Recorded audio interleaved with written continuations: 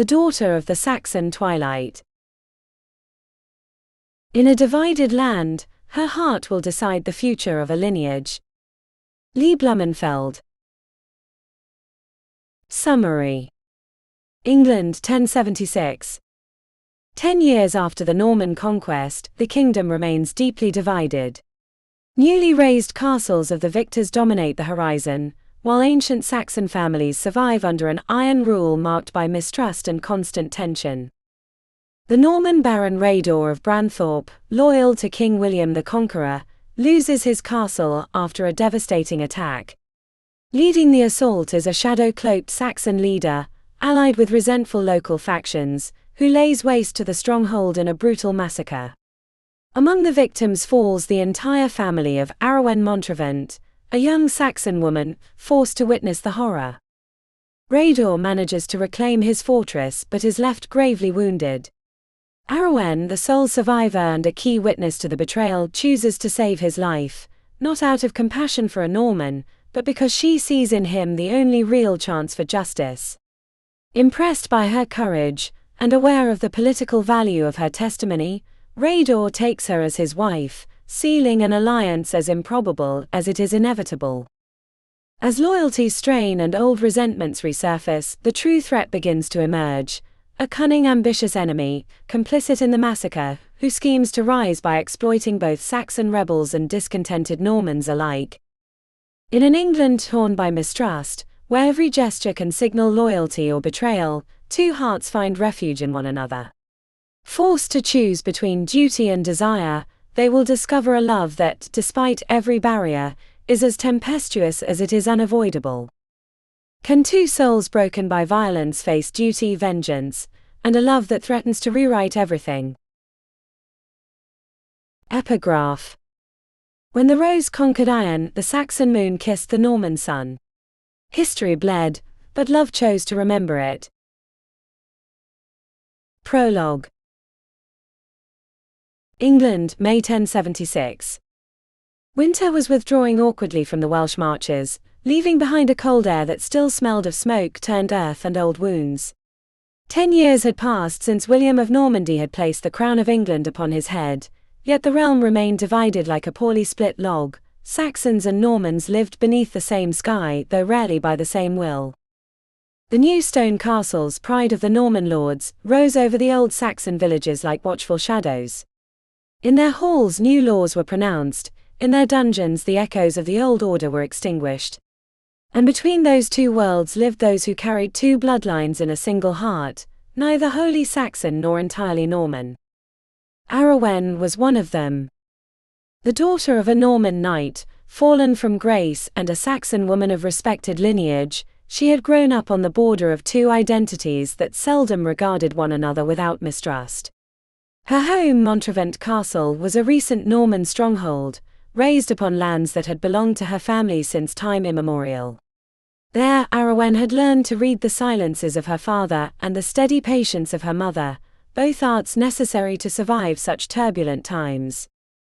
But nothing could have prepared her for what happened on that May dawn. The screams broke out before sunrise. They were not unfamiliar voices. She recognized among them Saxon men and Normans as well. An impossible alliance, born solely of resentment and ambition. The gates were smashed in. Torches ignited the nightmare. Ariwynn saw her mother fall on the tower stairs. She saw her father stand in vain against those he had once called allies. And she saw with a pain that would never fade, how Montrevant, her home, her memory, her blood, burned amid screams and steel. Only a fierce need to survive allowed her to flee into the hidden passages her mother had taught her as a child. That same morning, far away, another destiny was being set in motion. Baron Rhaedor of Branthorpe, rightful Lord of Montrevant, and a loyal vassal to William, was returning from a campaign in the north when he learned that his castle had fallen into the hands of rebels and traitors. Rage drove him to gather men allies and sworn oaths. Before nightfall he was already advancing toward the hills of the Team, with the cold determination of one who does not intend to allow what is his to be taken from him. The collision between those two destinies was inevitable. A story of swords, of scars, and of love was only just beginning. Chapter 1. Shropshire, the Welsh Marches, Montrevant, 1076 AD. The knight armed himself in silence, seated on a low stool while his servants adjusted the mail shirt and heavy cuirass over the gambeson. His mind, however, was already far from the camp, honing strategies for the imminent reconquest. A thunderclap tore through the air. He lifted the tent flap and looked to the sky, where black clouds were gathering like a retreating army. He ran a hand over his neck, brushing away the rebellious lock that always clung to his skin before battle. Behind him the servants continued their work. One rubbed the shield with an oiled cloth, the other held the conical helmet, waiting. "No," said the knight, shaking his head. "Today I will fight with my face uncovered." The servant frowned but fell silent when he saw the dark shadow in his lord's eyes. Fully armed now, the warrior walked toward his powerful destrier. He mounted without a word, and rode out of the camp at a gallop, seeking the solitude of the forest before blood and noise. Branches scratched at him as he climbed the slope. Reaching the crest of a small hill, he reined in the panting horse and surveyed the land. Down below, the usurped castle slept beneath the grey mantle of dawn. An ancient anger rose in his chest, but he held it back. "I will have my fief back. And then, yes, then my fury will be free." The fortress walls were plain, solid, ringed by the river on three sides. The knight swore that once reclaimed, that place would be impregnable. The wind began to moan through the trees, a sound that recalled the old portents the druids recited by firelight. The horse reared, startled by a sudden whistle. "Easy," he murmured, pressing his heels down. The sky, heavy as lead, seemed to be sinking back into night. "Not even the weather tries to improve my mood," he said to himself. Though he despised superstition, he could not help wondering whether this was a bad omen. He was about to return to the camp when a silver flash lit the neighboring rise, and he saw her. A female figure, motionless, standing tall upon a dappled horse. At her sides were two enormous creatures, not dogs, not wolves, something in between, primal and powerful as if drawn from the tales the elders told of the guardians of the otherworld. She was not looking at him, but at the castle sleeping beneath the clouds. Her hair was long, pale as wet linen, the wind wrapped it around her like a living veil. Even at a distance, he could make out the curve of her body beneath the white cloth. Another bolt lit the sky. A hawk descended in a slow circle above her. The young woman raised her hand calmly, as though greeting an old friend from the realm of spirits. He blinked. And when he opened his eyes, the hill was empty. "Lady or portent," he murmured, spurring the horse. He galloped through the trees, dodging roots and shadows, but found no trace of the woman or her beasts. At last he abandoned the search, his heart torn between reason and myth. He returned to the camp with a strangely renewed spirit. His men were already waiting, mounted and ready. Two servants offered him the shield bearing his emblem, a hawk with wings outspread. The knight paused, surprising himself as he traced a finger along the outline of the bird, as if to confirm that it was still there, real, tangible. Then he threw back his head and let out a deep, unexpected laugh. He took the shield in one hand, the lance in the other, and raising them toward the dark sky, let his battle cry tear through the dawn. The battle awaited him. Chapter 2. Where two bloodlines clash. Dawn stretched its pale fingers over the darkness, pushing the night away with ancient patience. Ariwynn watched the slow rise of the sun from the splintered threshold of her humble refuge. When the first light touched the trees, she stepped out into the clearing. A hawk descended in wide circles, announcing its arrival with sharp cries and a powerful beat of wings. It landed on a muddy rock very near her. "Here you are, my brave one," Ariwynn greeted it with a gentle smile. "Couldn't you sleep either?" She extended her bare, steady arm. "Come." The hawk studied her with those golden, bright, untamed eyes. Then it launched itself toward her with a single beat of its wings. Its sharp talons touched her skin without harming her, a silent pact between them. "What am I to do with you?" she whispered, caressing its feathers with her gaze. You're growing lazy, and with all your freedom you still choose to stay with me. The light faded from her eyes. If only men were as loyal as you. The sudden gallop of a horse made her flinch. Fly, she ordered. The hawk took off at once. She called to her 2 mastiffs and ran toward the trees. She pressed herself against the thickest trunk, clenching her teeth as she remembered she had left her dagger inside the hut. The dogs trembled at her side, alert, obeying her silent signal. They could be bandits. It could be the end. My lady. The familiar voice cut through her terror like a bolt of relief. Ariwynn, are you here? It's me, Jossar. She stepped out of hiding and touched his shoulder. The old man nearly jumped out of his skin. God above, my lady, you nearly gave me a heart attack, he grumbled, revealing through his beard a toothless attempt at a smile. Even worried, you're still a marvel to my eyes. And you're still flattering me, Jossar, she replied, recovering some calm. He watched her walk toward the hut. Though he had seen her grow up, her beauty always caught him unawares, that deep, musical voice, that presence fragile and taut as a drawn bow. Come have something cool with me, she said. And tell me what brings you today. Then she hesitated, frowning. No, you won't tell me today was your day to bring supplies. Have I lost track of time? No, my lady, Jossar reassured her as they went inside.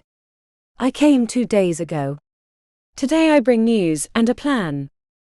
Ariwynn looked at him, chin lifted in challenge. If you mean to tell me again that I should go to my grandfather, you already know my answer. I will not leave this place until I have avenged my family. It is my oath. Jossar lowered his gaze before the ice in her eyes. She crossed her arms and waited. Tormund is safe, she added softly.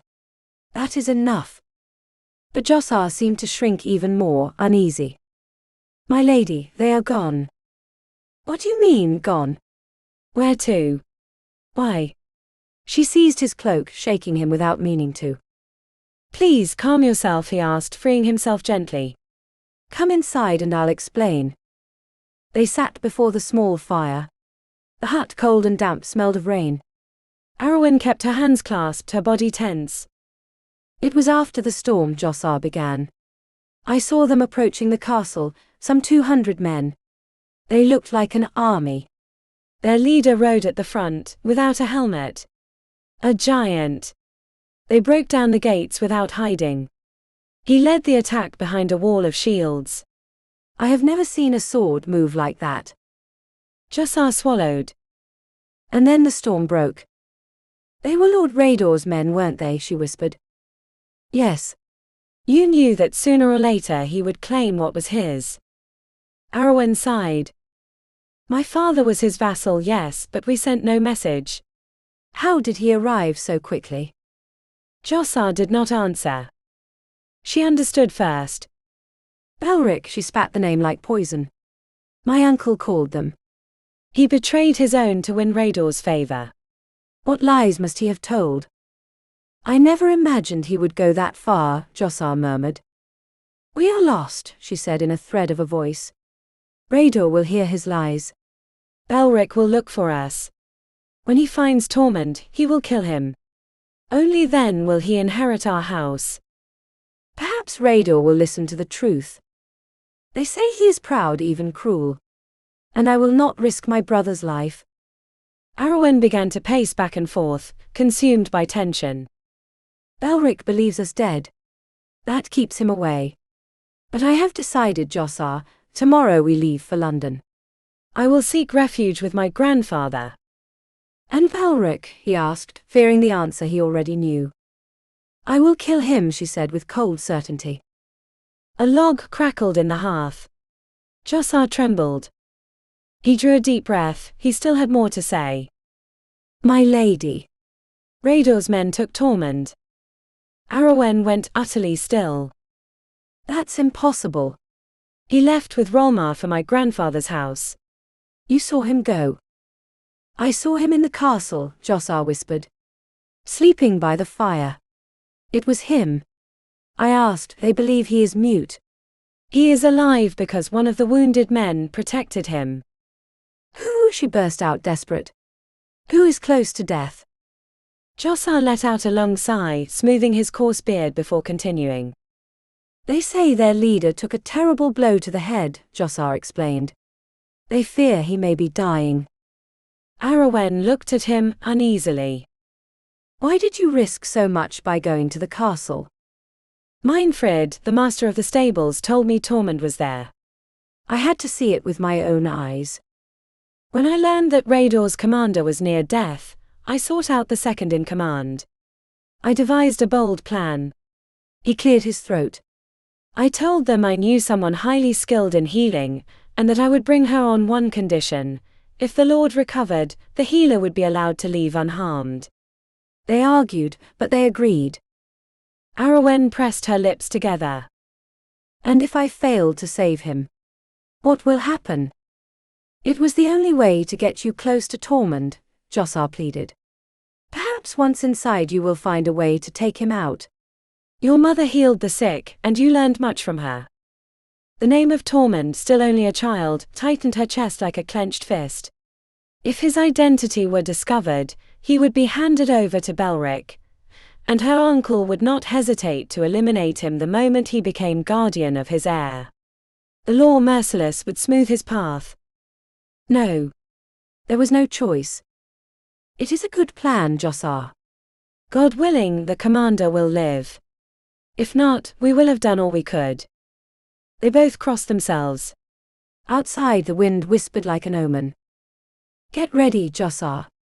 We leave at once. He saddled his mare quickly. When he returned, Ariwynn was dressed in a simple blue gown, the exact color of her eyes. Jossar took the bag of herbs, helped her mount, and noticed his own fear reflected in his trembling hands. She leaned down and gave him an affectionate tap. Easy now. It was time to act. Everything will be fine. Perhaps to convince himself, Jossar crossed himself again before setting off along the path through the trees, his dagger drawn in case they encountered brigands. Ariwynn's 2 mastiffs moved beside the mare with the loyalty of ancient creatures. Voice of silence.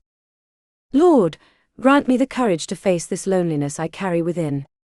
This loneliness that is not healed by company nor by safe walls.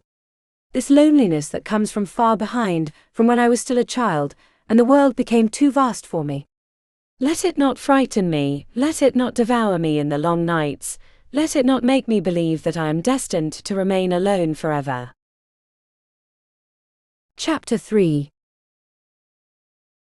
In the dark years after the conquest. In less than an hour they reached the shattered gates of the castle. 2 burly guards stepped aside at the sight of the young woman and the dogs, too impressed to question her. Inside the air smelled of smoke, blood and wet stone. Jossar dismounted first and helped his lady down. Ariwynn felt his trembling hand, he in turn saw only calm in her. Your father would be proud, he murmured. As they advanced, a heavy silence fell over the courtyard. Hundreds of men, not 200 as Jossar had said, but twice that number, watched her with a mixture of awe and bewilderment. Yet Ariwynn, back straight and face composed, walked as though the ancient gods of the hill were escorting her. A gust of wind tore back her hood and freed her golden hair, which fell like a banner.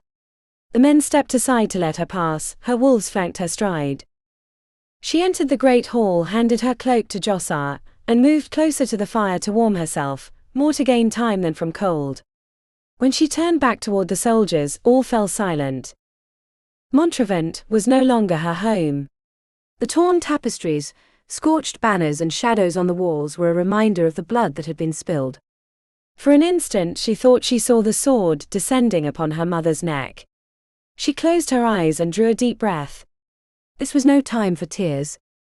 A red-haired soldier, young and cheerful, stepped forward. You are beautiful. How do you plan to heal our lord? She did not answer. The youth joked about her hair and lifted a hand to touch it, but Ariwynn's low voice, accompanied by the growl of the mastiffs, stopped him short. Do you not value your life? The color drained from his face. I would never harm you, he whispered. You are under the hawk's protection. Then do not fear mine, she replied softly. He smiled, grateful that no one else had heard. Ariwynn snapped her fingers and the dogs calmed. Where is your leader? Follow me. Jossar waited by the stairs. She took the herbs from his hands and climbed, forcing herself to leave behind the memories those steps held. At the top, a hard-faced knight intercepted them. You are a woman. If this is some trick. There is no trick, Ariwynn replied with contained calm. I know remedies that could save him. Do you want my help or not? He studied her with suspicion. Leave the dogs. No. They come with me, she said, firm as tempered iron. The knight sighed and yielded. He took a torch and led her down a narrow corridor, not toward the great chambers, but to a small, isolated room. The two guards at the door stepped aside when they saw the knight emerge. Ariwynn entered. Her old chamber was almost intact, the warm fire, the blue cushions embroidered by her sister, the banner of the two wolves and the hawk. A knot tightened in her throat. Not now, she told herself. Not here. When she turned, she saw him. Rhaedor's commander lay upon her bed, motionless, imposing even in agony. A fallen giant, like one of the heroes of the old legends. And she knew that upon his life, or his death, depended the fate of Tormund. Chapter 4. Love can be an act of defiance. The warrior's black hair brushed the headboard of the bed, his feet nearly jutted out the other side. Even weakened, he commanded respect, and Ariwynn stood still for a few moments, studying the harsh lines of his face. He was handsome, she admitted, handsome and severe. A hoarse groan shook his fevered body. The movement snapped her into action. She laid her hands on his burning brow, brushing aside the damp locks. The whiteness of her fingers contrasted with his sun-darkened skin, and at her touch the warrior grew still. He's burning with fever, she murmured. Since when has he been like this? She then noticed the swelling at his temple, and palpated it gently. The warrior's companion, rigid at the foot of the bed, frowned. He fell after a blow. He's been unconscious ever since. Ariwynn shook her head, focused. A contusion doesn't cause fever. Help me undress him. She did not wait for an answer. Her fingers were already loosening the laces of the doublet, while the man, clearly uneasy, worked at the lower garments. The padded armor soaked with sweat resisted, and Ariwynn, frustrated, reached for her small knife to cut the fabric. A sharp blow from the back of a hand knocked it away. Her dogs growled, but she silenced them. I have no intention of harming him, she said calmly. I only need to free his chest. The other knight swallowed. Is it necessary? Ariwynn retrieved her blade, without looking at him. Bring fresh water, she ordered. While he relayed the command, she examined the warrior's neck and arms, searching for hidden wounds.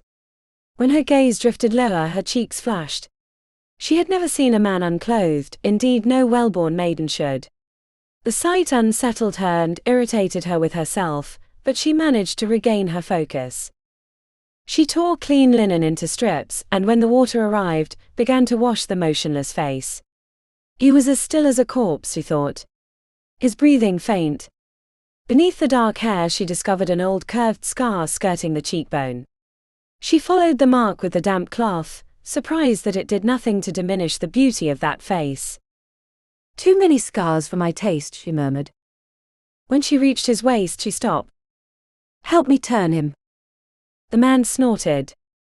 By all the saints, woman. He needs a remedy, not a bath. I need to know if he has other wounds, she replied firmly. You didn't even bother to remove his battle gear. He crossed his arms, stubborn. Annoyed, Ariwynn tried to move the inert body herself, tugging at the warrior's hand. When it finally shifted a little, the arm fell back and she lost her balance, ending up sprawled across his chest. He, still unconscious, held her with surprising strength. Step back, the knight growled. He hauled her up roughly and with a single turn, rolled the wounded man face down. His expression changed when he saw the blood-soaked cloth clinging to his lord's back. He staggered back, pale. Ariwynn felt relief at last, having found the cause of the fever. "This I can treat," she whispered. She sat beside him, and began to peel the fabric away from the infected flesh. When the other man saw the depth of the diagonal gash, he pressed a hand to his forehead, overcome with guilt. "I didn't think. I didn't even look." "Do not blame yourself," she said, offering him a brief smile. "Bring very hot water." "As quickly as possible." Within minutes, a steaming basin appeared. Ariwynn swallowed hard. She had seen her mother treat wounds like this, she knew what was coming. After a quick prayer, she plunged a cloth into the water and, despite the burning in her hands, wrung it out. "You will have to hold him," she warned. "It will hurt, but it is necessary. I must drain the poison." The man nodded, and placed his hands on the warrior's shoulders. Ariwynn pressed the scorching cloth to the wound. The reaction was brutal, the body arched with a tearing roar. The guards burst in, alarmed, swords drawn, but the companion shook his head. "All is well," Ariwynn said, her voice steady. "It must be done." "He wouldn't scream like that if he were conscious," the knight explained. "It is the fever that rules him, not his will." She repeated the process again and again, until the blood ran clear. When she finished, her hands were red, blistered. She rubbed them to ease the pain and prepared the ointment, thick and pungent. She bandaged his back, and when the man turned his head, poured a mouthful of water mixed with sage, mallow, and belladonna between his lips. Nothing more could be done. She rose with effort and walked to the window. She drew back the hide that covered it, and saw that the day was already dying. The cold air cleared her head. She looked back at the warrior's companion, who seemed as exhausted as she was. "Go and rest. I will keep watch over your lord." "No," he replied, tossing a log onto the fire. "I will not sleep until the hawk opens his eyes again." Ariwynn studied him with curiosity. "What is your name?" "Roderick." "Roderick, why do you call him the hawk?" The man lifted his gaze, somber. "That is what those who have fought at his side call him. And that is enough." She did not press him. There was another question simmering in her mind. "They say there is a boy here who does not speak, that the hawk saved his life. Is that true?" Wariness returned to Roderick's face. "Yes," he answered, tense. And Ariwynn understood that the story concealed something deeper and dangerous. Chapter 5. Where a kingdom dies. The chamber lay in half-light when Ariwynn spoke, her voice as calm as it was firm. "If he is who I think he is, I know his family. I would like to take him with me when I leave." Roderick looked at her with furrowed brows, weighing words he seemed unable to bring himself to speak. The silence of that soldier was driving her mad, but she forced herself to stand straight. "What do you think, Roderick?" "I will do what I can, though only the Baron can approve such a thing." "But Baron Rhaedor never comes here," she protested. "His answer would take a month." "I am certain he would want the boy returned to his own. To Rhaedor, Montrevant is nothing more than a small fief." She stopped herself in time. She had almost said that her father used to repeat it with bitter regularity, for the Baron never deigned to visit him. Her vehemence surprised Roderick. "A month," he muttered. "It will be enough for the fever to break, and for him to wake." "And you are mistaken, girl. To Lord Rhaedor no holding is insignificant. The hawk protects all who have sworn him loyalty, great or humble." A sudden light flared in Ariwynn's eyes. "Do you mean the hawk can decide?" "That he can act in the Baron's name." "The hawk is the Baron," he said, lifting an amused brow. It took her a heartbeat to understand. "He is Lord Rhaedor." She turned toward the unconscious warrior, studying his serene, youthful features. "I thought he was an old man." "All the barons I have seen are." Roderick smiled, delighted by her surprise. "He is the youngest and the most powerful of King William's feudatories." Ariwynn clenched her hands. "If he recovers, he will owe me a favor, will he not?" She prayed in silence that he was a man of honor. She needed him to listen, she needed justice for what Belric had done. A knock at the door startled her. She was escorted into the corridor where Jossar, her faithful servant, waited with a stricken face. Jossar, the wounded man, he is the Baron. I know, he replied quietly. Is he alive? He has a chance. And he is Tormund's only hope. But that hope shattered with the next news. My lady, Jossar whispered. Roderick has sent messengers to Belric. The name stole her breath. Why? How do you know? Herwold heard it. Belric will arrive in a week. Ariwynn felt the cold of the stones seep into her soul. We must hide Tormund. Before Belric sets foot on these lands, my brother must be safe.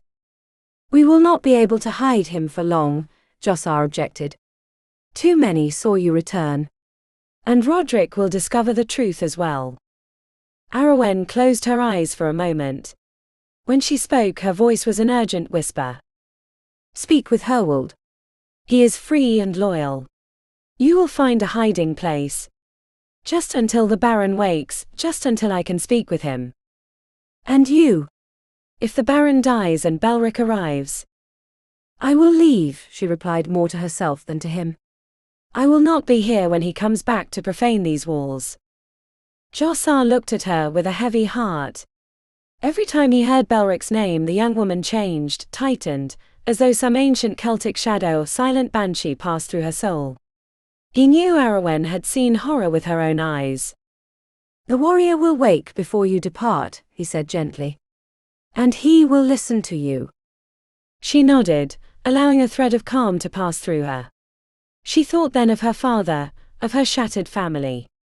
Herwold, the gentle giant whom Lord Tormund had granted his freedom, a life that still owed gratitude to the Montrevants. We will get through this, she whispered. Before returning to the Baron's chamber, she laid a hand on the old servant's shoulder. Pray, Jossar. Pray that Rhaedor wakes. That he hears me, and that he believes me. When she was alone, she walked slowly down the corridor. Her stomach churned at the thought of Belric's return. Were it not for her little brother, Ariwynn would have remained without fear, ready to lay a trap for him, to receive him with feigned tenderness. And a dagger hidden close to her heart. Chapter 6. A flame that refuses to die. Ariwynn would wait for her moment. Vengeance and her duty to her little brother kept her standing firm amid a broken time. When Tormund was safe and their lands free of Belric's shadow, then she could allow the abyss to claim her. But not before. When she opened the door to the chamber, she saw the two dogs posted on either side of the Baron's bed, as if they had sworn a watch. She silently thanked that instinctive loyalty, and sat once more beside the wounded man. She moistened his brow and tended him with the same patience with which she murmured the old prayers her mother had taught her. She watched over the warrior for 2 days and 2 nights. She changed bandages, prepared infusions of sage and mallow, and left the room only when it was unavoidable. On one of those brief departures, she saw little Tormund in the great hall. The boy looked at her without recognition. The wound pierced her chest, yet she decided it might be for the best. Forgetfulness could be a mercy for one who had seen his own kin die. Jossar cast her a meaningful glance. Ariwynn nodded. Time was nearly at its limit. That very night, while the soldiers slept, Tormund would be taken away in secret. She wished the Baron had already awakened. She wished she had been able to speak with him. Roderick, for his part, tended to the dogs with barely concealed resignation. They behave as if I meant to harm my lord, he grumbled each time they drew near the bed. Even so, he was beginning to trust her. Ariwynn could tell by the way he left her alone with Rhaedor for longer and longer stretches of time. On the second night, the silence weighed like an ancient snowfall. Ariwynn pressed the damp cloth to the warrior's face. His breathing was calmer now, though the fever still clung to him like a capricious Celtic spirit. What kind of man are you, she murmured, to awaken such loyalty? She lifted her gaze and suddenly found dark eyes watching her with an intensity that stole her breath. Without thinking, she touched his brow, but he raised his hand and caught hers with surprising gentleness. He drew Ariwynn toward him, so close that she felt his chest against her body bare beneath the covers. "Protect me well, nymph," he whispered, his voice rough. She smiled, believing him delirious. For a moment they remained like that, suspended, breathing the same air. He brushed her nape with his hand and drew her in for a soft kiss, barely a warm touch. Ariwynn did not pull away. She could not, those eyes, dark as a forest at dusk, seemed to hold her fast. With an almost childlike shyness, she ran her fingers along his nape, burying them in his hair. The warmth of his skin, the quiet strength of his muscles, it unsettled her and drew her in at once. She continued to massage his neck, never breaking their locked gaze. Had she known more of desire, she would have noticed that the Baron's eyes no longer held the gleam of fever. She made a bold choice. She leaned in and kissed him. A slight gesture, awkward and sweet, like learning a new language. The surprise of the touch rippled through her body. She tried to pull away, but the warrior's arm was no longer passive. He drew her back with force and his mouth grew demanding. He kissed her with burning intensity, parting her lips, and Ariwynn responded without yet understanding the vortex that seized her. Her tongue brushed his in an ancient play, and a shiver ran through her whole being. The dizziness was too much. Frightened by her own audacity, she broke free. She rubbed her lips, trembling, not daring to look at him. When she finally gathered the courage to do so, he was asleep once more, breathing deeply as if nothing had happened. Ariwynn let out a shaky laugh. "You burn with fever, my lord. You will remember none of this." But then, with his eyes closed, he smiled. Chapter 7. Between the Saxon shadow and the Norman steel. On the 6th day, the Baron opened his eyes. The haze from the herbs that had kept him asleep slowly lifted, like mist over a valley. Rhaedor blinked at the sunlight streaming through the window and, still lying on his side, tried to remember where he was. The place felt both familiar and strange, like a dream tangled with memory. A shiver of pain shot through his back as he tried to sit up. He let out only a low growl. Suffering was a natural part of his life, a toll paid without complaint. Weakness, however, was a luxury he never allowed himself. "Welcome back to the world of the living, my lord," said Roderick, his loyal vassal. Rhaedor nodded. In the tired face of the man, he saw the long nights of vigil, and felt a stab of gratitude. "How many days have passed?" "6 since you were wounded." The Baron frowned. Then his gaze fixed on the banner hanging above the fireplace. And the memory came, the vision in the forest, the girl, the soft voice, her. "Where is she?" he asked abruptly. "You remember her?" Roderick didn't hide his surprise.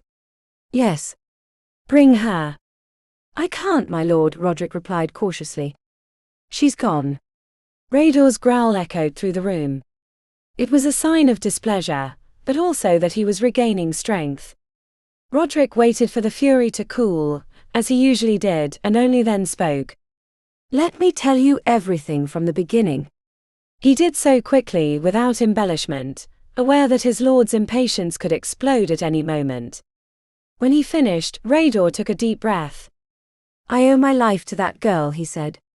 "And I would have made a pact with the devil to save yours," Roderick replied firmly. Rhaedor found no fault in those words. But something troubled him. "The boy," he asked. "Bring him to me." When the little boy appeared, his boldness surprised him. He didn't seem afraid, in fact he looked almost delighted. He wore peasant rags and smelled of damp forest, but his smile lit up the room. "You won't die anymore?" he asked with complete innocence. Rhaedor found himself smiling before realizing it. Roderick's eyes widened, amazed the boy had spoken. He'd been silent for days. "What is your name?" Roderick asked. The boy frowned. "I don't remember." "Do you know where you come from?" "He saved me," he said, pointing to Rhaedor.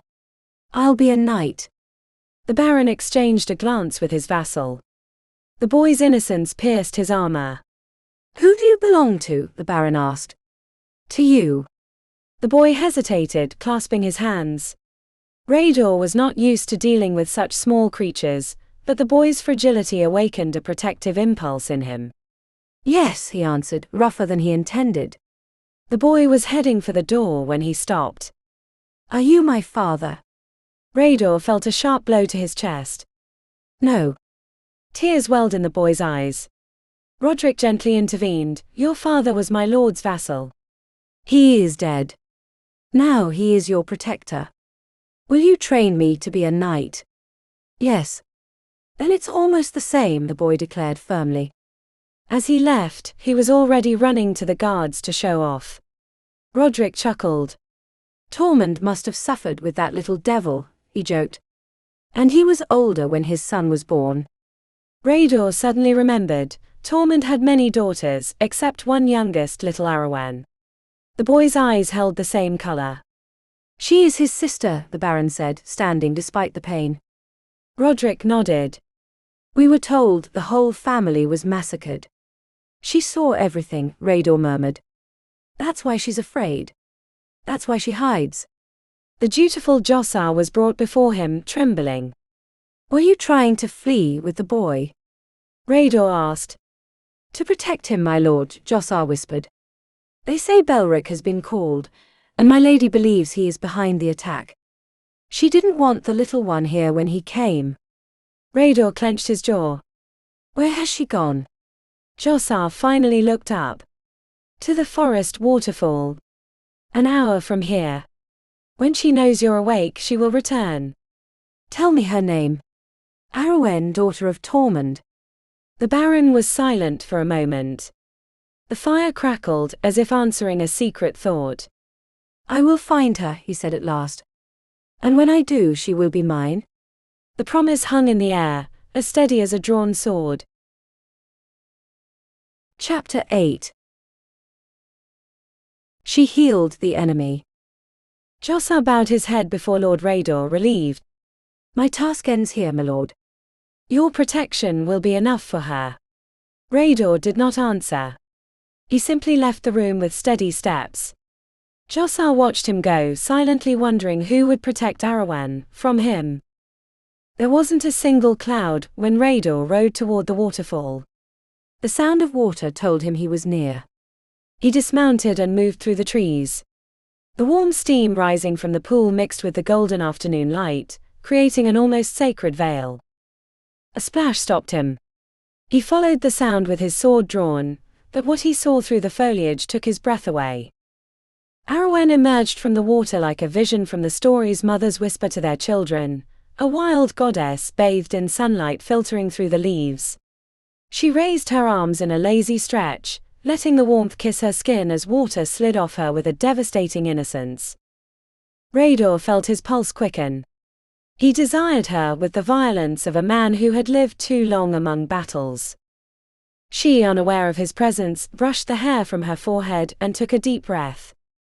She needed to calm herself. Jossar would hide Tormund, she knew it. But the waiting, the uncertainty, the dark presence of Belric, it all drained her. Wait and pray, she told herself. This is how a woman lives in this world. She bent to scoop water in her hands when the dogs trotted up beside her. Rhaedor slipped back into the shadows. Soon she dressed and disappeared among the trees, escorted by her fierce guardians. Then a scream tore through the stillness. Rhaedor ran. In the small clearing, 3 men were struggling, 2 attacking the dogs, the third dragging Ariwynn toward the cabin. What Rhaedor felt was not anger, it was an ancient, almost sacred instinct. They had touched what was his. The first attacker fell before he could beg for mercy. The other 2 lasted no longer. When silence returned, Ariwynn stood still, trying to understand how this man, her lord, had appeared there like a terrible god. Come, he ordered, his voice rough from battle. Ariwynn took a trembling step forward. The danger still hung between them like a blade. Rhaedor, stained with sweat and fury, seemed bigger, darker. She breathed deeply and walked toward him, not understanding why that man inspired both fear and a strange attraction. Rhaedor watched her approach. Something inside him gave way. "I have killed for you," he said, almost a challenge. "And I owe you my life," she replied softly. "But you owe me as well." "I was the one who healed your wounds." He looked at her harshly. "I am your lord." "You belong to me." Ariwynn held his gaze silently. He repeated the phrase, softer, more intimate, as if trying to convince himself. "You belong to me." She was about to give in when he grabbed her by the nape, forcing her to look at him. "Your future depends on me," he declared. Ariwynn stifled a groan of pain but did not lower her eyes. Rhaedor saw that spark of resistance, and something inside him ignited. That woman was spirit, courage, and a touch of untamed nature. He didn't want to break her, he wanted to tame her without extinguishing her fire. He kissed her like one claims a kingdom. She tried to pull away, but her protest turned into an unexpected tremble. He held her tightly, and before she knew it, Ariwynn was embracing him, breathing in the scent of iron, skin, and forest that surrounded him. When the kiss ended, Rhaedor murmured against her forehead. "Your kisses are improving, Ariwynn." She closed her eyes, confused by shame, relief, and the strange warmth flooding her. Rhaedor, still holding her, realized he needed to regain his severity, but he couldn't. Not yet. Because that woman, wild, vulnerable, and brave, could disarm him faster than any enemy. And that thought unsettled him more than any battle. Chapter 9. He offered her a new world. "I was just curious," Ariwynn said, still shaken by the memory of the stolen kiss while caring for him. "I haven't given many kisses." She tried to pull away, gently pushing against his chest. "I don't doubt your purity," Rhaedor replied. There was a new arrogance in his voice, almost playful. She smiled despite herself. But the Baron's charm was a double-edged sword. Too strong, too capable of devastating without looking back, she thought. He had something that drew her, and something that could destroy her. She mustn't let her guard down. "How can you know," she asked, turning away, "that I'm pure?" Rhaedor chuckled softly. "It's obvious, Ariwynn. Though taking advantage of a weakened man says a lot about you." His eyes sparkled with amusement. Ariwynn looked at him, surprised to find that this unyielding warrior could also be witty. She seized the change in mood. "Are you feeling better then?" "Yes," he answered. "And you called me by my name." "That part of the mystery was easy to solve," Rhaedor said calmly. "But I still want answers." "When we return to the castle." "I'd rather speak with you now, my lord, before entering Montrevant." Rhaedor frowned at the request but nodded. Leaning against a large rock, the dogs resting at his side, he stared at her. "Begin," he ordered gently. "Why did you flee the castle? Why return here?" Ariwynn approached slowly, hands clasped as if in prayer. "Because of Belric," she whispered. "I couldn't stay if he came. It's a long story. Do you want to hear it?" "Yes." She took a deep breath. "My parents, my sisters, one of my brothers-in-law, they were all murdered. And Belric, my father's younger brother, is to blame." Ariwynn's voice trembled. Her eyes no longer saw Rhaedor, but the memory. "Little Tormund and I were out riding. We came back for my brother's birthday. It was a family tradition, a tradition that ended that day." Rhaedor listened silently. Though he wanted to pull her into his arms, he knew he had to let her speak. Ariwynn continued, calmer now, as if memory guided her down a dark corridor. "We entered through the side door covered in mud. We climbed the secret stairs from the great hall, and from above I heard the screams. I opened the door. And I saw everything." Her voice broke. Bodies mutilated on the floor. Men dressed as peasants but wielding swords like soldiers. Some wore black hoods. They were looking for the boy. "Find the boy," one shouted. I recognized that voice. She knew then they wanted to kill Tormund. Because now he was the heir. Her hands covered her ears without realizing it. Rhaedor gently took them away. I saw Serenwe, she continued. She stabbed one and ran toward my mother. The man followed her and killed her. And my mother. She swallowed, choking. She fought back, but the axe fell and... The word broke off before it came out. Rhaedor wrapped his arms around her. She trembled but didn't pull away. Then Jossar found us, she finally said. We sent word. Roofguard and Berengar's relatives. Rhaedor held her protectively for a moment, until she caught her breath. Did you recognize any of them? He asked. No, only the voice of the wounded one Serenwe stabbed, Ariwynn answered. The others, no one. Jossar says you sent Tormund to London. Why? Because Belric would claim his guardianship. He thought you were old, that you wouldn't get involved. And I have no proof. I only know that if Belric sets foot in Montrevant, my brother will die. And so will I. So I thought to wait, gather proof, or kill him myself. Why do you believe Belric is guilty? Rhaedor pressed. Because only he benefits, Ariwynn said coldly. My father gave him lands, but not enough. And since Tormund was born, he hated him. The last time he came, he argued with my father. He threatened him. If we all died, Montrevant would be his. But you didn't die, Rhaedor replied. The law still grants him Tormund's guardianship. If you give it to him, he will kill him. I won't, Rhaedor said. Ariwynn looked up, hopeful. So you believe me? You will punish Belric. I think you are convinced of his guilt, he qualified. And that Belric is the one who benefits most. But I need proof. There is no proof, she burst out. There never will be. But Belric must pay. If you don't, I will. If he's guilty, I will kill him, Rhaedor promised. I'll interrogate him as soon as he arrives. He'll lie, Ariwynn whispered.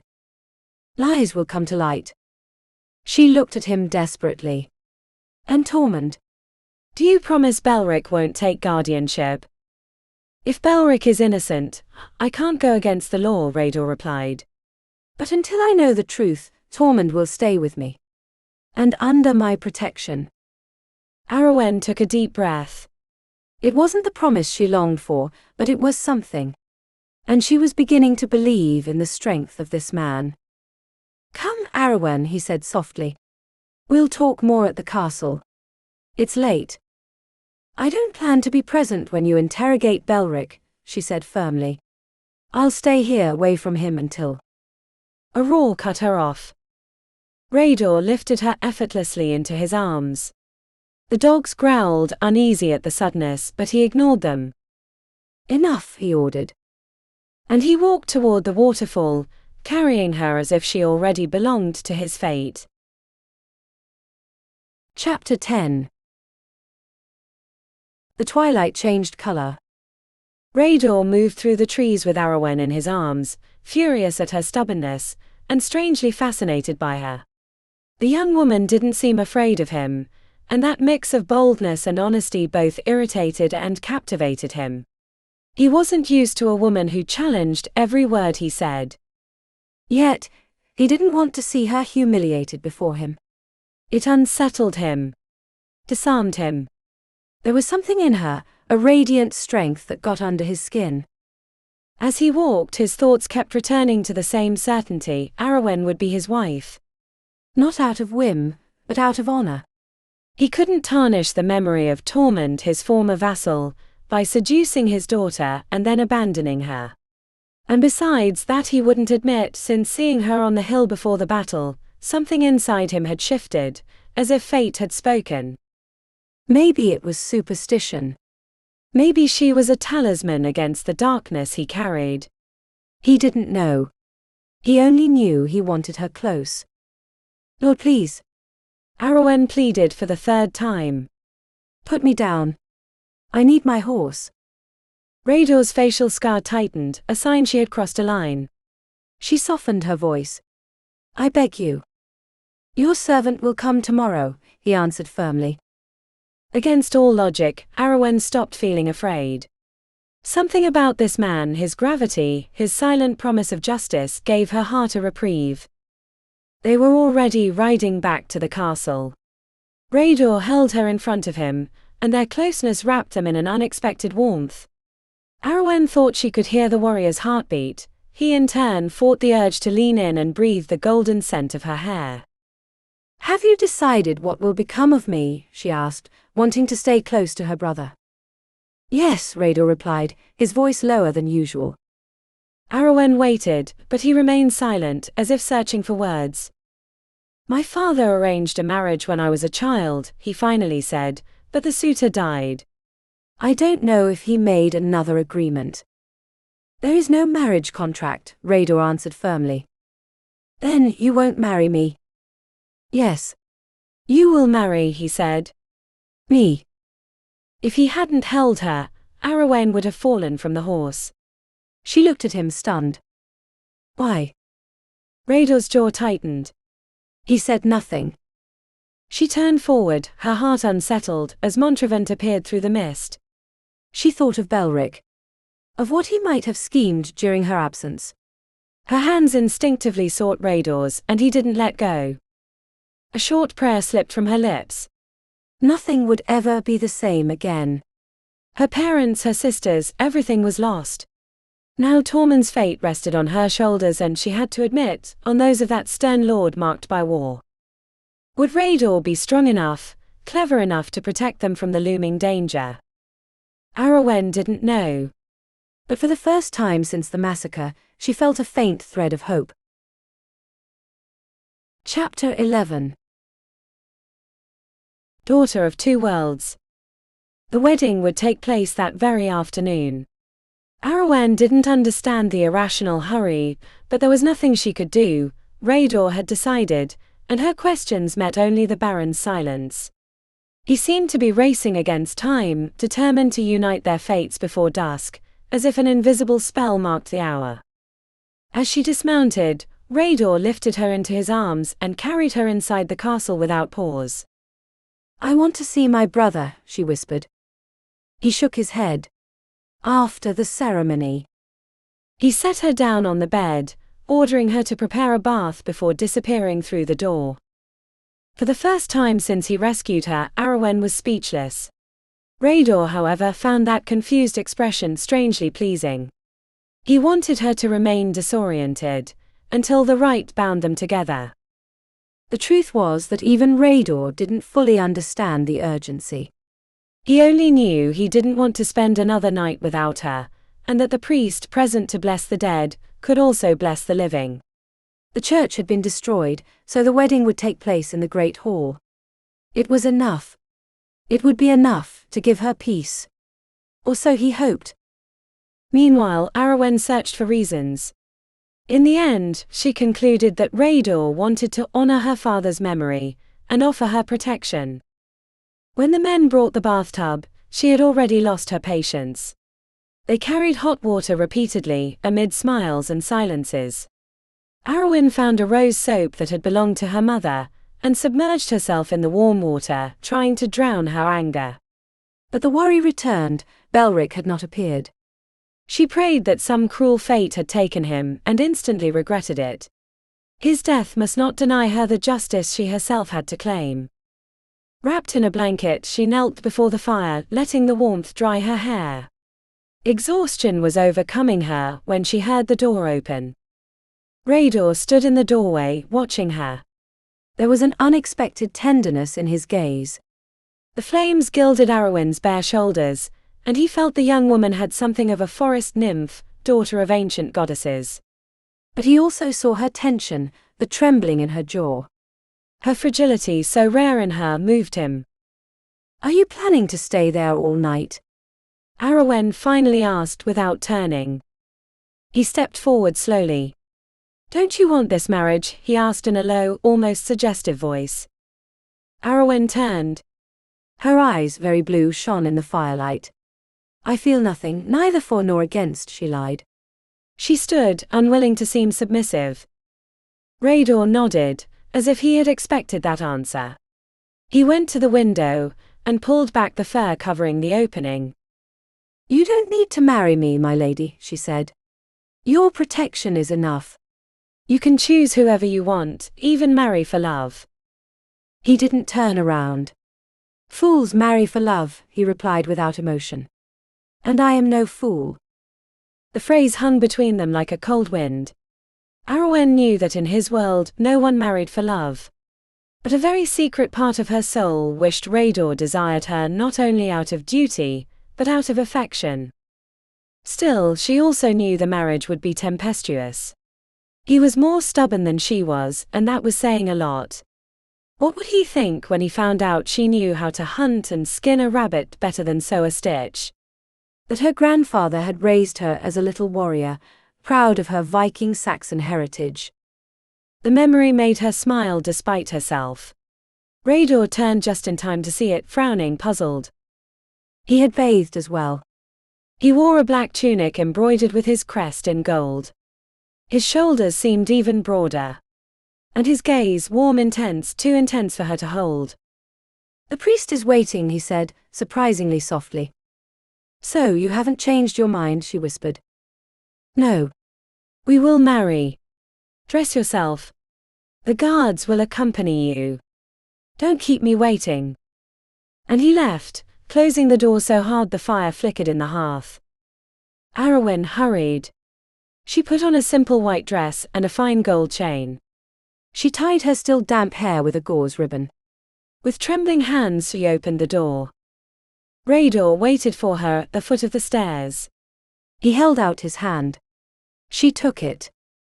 In the great hall all the men were kneeling, heads bowed. The murmur of respect took her breath away. The ceremony passed like a dream. Ariwynn barely remembered kneeling or taking Rhaedor's hand. The ring appeared between them as if by magic. She repeated the words almost without voice.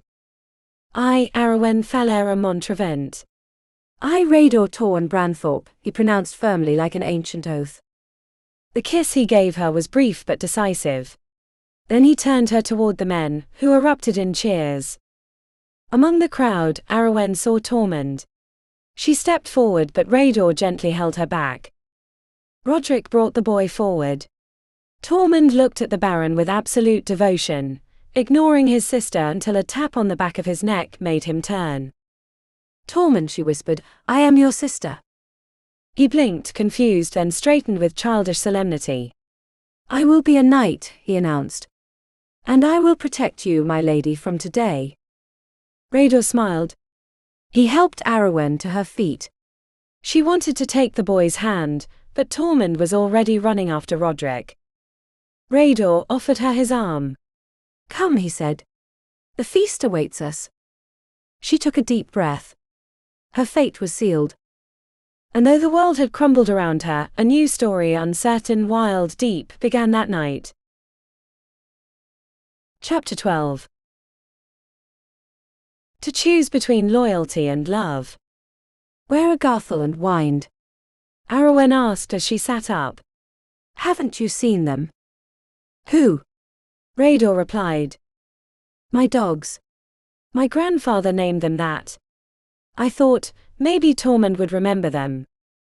They're locked up in the rooms downstairs, he answered without flinching. Your brother is afraid of them. That's impossible, she exclaimed, already exhausted by so many surprises. He saw them grow up. I'm not lying, he said, calm but firm. Ariwynn softened. Rhaedor's gaze was impenetrable, as if he wore a mask. She feared she had offended him. I believe you, she whispered. It just surprised me. Rhaedor then gave her a brief, bright, almost youthful smile, if not for the scar that ran across his cheek and the intensity with which he looked at her. In those eyes was a warm and dangerous promise. Tormund hides behind Roderick when the dogs come near, he explained. They recognize him and want to play, but your brother starts crying as if they were going to devour him. If his strength ever matches his lungs, he'll be a fearsome warrior. Ariwynn lowered her gaze, holding back tears. She clenched her fists to hide how much that image hurt her. He never feared anything or anyone, she said. My father feared he would never learn prudence. He seemed too much to remain a child, Rhaedor replied, offering her a goblet of wine. In time he will heal. That's how it works. Will I heal? Ariwynn thought. Will my mother's screams fade? Will the memory of blood grow less fierce? She couldn't heal while Belric lived. Congratulations, my lady, said a trembling, familiar voice. Ariwynn lifted her head and her eyes brightened. Selyn, she exclaimed. I thought you were dead. She turned to Rhaedor with a surprised smile. My lord, this is Selyn, my mother's most loyal servant. Not your lord, Rhaedor whispered in her ear, correcting her. Your husband. Ariwynn blushed and bowed her head. My husband, Selyn. The room buzzed with familiar faces. Many servants had returned upon hearing the castle was back in the hands of its rightful heir. If you allow me, my lord, Selyn said, bowing before Rhaedor, I wish to help my lady tonight. Her handmaiden was killed during the raid. Granted, he nodded. When Selyn left, Ariwynn's eyes were misty. Rhaedor watched her with a mix of admiration and puzzlement. There was a delicate strength in her, a serene dignity that was new to him. Do you cry as much as your brother? He asked, trying to make her smile. I never cry, she said, though she knew she sounded arrogant. Rhaedor laughed openly. And your husband? Don't you smile at him? His warm breath brushed her ear. Ariwynn had to step back to find her voice. I've only been married a few minutes, my lord, she whispered, both amused and tense. He looked at her with an intensity that made her skin tingle. And are you happy to be married? It may not be an easy union, she answered honestly. I don't know my husband well, and the stories about him are terrible. Rhaedor was taken aback. No one spoke to him like that. What stories? He asked, irritated. Too many to repeat, she replied, biting back a smile. I want to hear them all, he thundered, then immediately regretted it. Ariwynn turned her face away, hurt by his tone. Rhaedor set down the goblet with a thud and gently took her chin, determined to calm her. Before he could speak, she surprised him with a clear laugh. I was just joking, husband. Don't be mad at me. He blinked, puzzled. Aren't you afraid? Don't you like being teased? She replied. I don't know, he admitted, smiling awkwardly. Unless I'm the one joking. Ariwynn laughed again. He was about to answer when Roderick raised a glass. A toast, the vassal shouted, with Tormund perched on his shoulders like a little prince. Rhaedor hid his annoyance at the interruption. He still wanted to know what his wife was going to say. The wine was sweet and warm. Ariwynn felt like she was floating. Where did you get this wine? She asked. We're not used to such quality. Not even for celebrations. With my grandfather we drank beer. And ate from common trays, she recalled, amused. Rhaedor laughed hearing her talk about her grandfather. You loved him very much. We are very alike, she said, raising her cup. Rhaedor took it firmly from her. Enough. I want you awake tonight. The flush dimmed her joy. Ariwynn lowered her gaze to her plate. She had barely touched a bite. The feast, with its decorated peacocks and fragrant cakes, felt like a distant dream. The men sang songs, and a red-haired squire raised his voice in a ballad about Roland. Ariwynn listened without emotion. To her the dead heroes remained dead, legend or not. At last the song ended. It's time, Rhaedor announced, standing up. He took her arm and handed her over to the servant, who would accompany her. Go. I will follow soon. Ariwynn wanted to run away, but toward the castle gates, not the bridal chamber. She almost smiled at the impossible idea of escaping like a mischievous child. But she walked obediently. The knight awaited her. Protect him, please. Protect him even from himself. He carries scars no one sees, the weight of the men he couldn't save, the silence of those who trust him without understanding his fatigue. I don't know if he can heal what the war stole from him, nor if he will ever understand what the war took from me. But I do know that I want him in my life, even if loving him means facing myself and letting go of all my old fears. Chapter 13. An indomitable heart. She lifted the folds of her skirt slightly and followed Selin up the winding staircase, careful not to stray from the circle of light cast by the torch. She paused for a moment. Below, among a group of soldiers, Rhaedor watched her, oblivious to everyone else. That gaze passed over her like a burning caress. Ariwynn's heart fluttered, caught by a silent promise he didn't need to speak. "My lady," Selin urged her. Ariwynn barely broke the spell. "Yes." "I'm coming," she whispered, and only when the woman took her arm did she manage to follow. In the bridal chamber, Selin talked non-stop about village rumors, while helping her undress and lighting a new fire. She left Ariwynn's hair gathered, with some loose curls falling over her face. Ariwynn slipped into the soft robe the woman held open for her. Selin's presence soothed her. The day had been too long, filled with conflicting emotions. "Your hands are shaking," the woman observed. "Is it joy or fear?" "Neither," Ariwynn lied with fragile calm. "I'm exhausted." "Did your mother ever talk to you about a wife's duties?" Selin asked bluntly. Ariwynn blushed. "No. But my sisters spoke, and I know what's expected. Although a woman isn't supposed to do anything, right?" Her voice trembled slightly, betraying the turmoil inside. Selin shook her head patiently. "When a man is aroused, he wants his wife to respond. If not, I'm afraid he might get upset." "I don't care if he gets upset," Ariwynn replied, lifting her chin. "I just want it to be over quickly." "There are ways to achieve that," Selin said matter-of-factly, as if sharing a recipe. "But it takes courage, and a bit of boldness, my lady." Ariwynn looked at her, intrigued.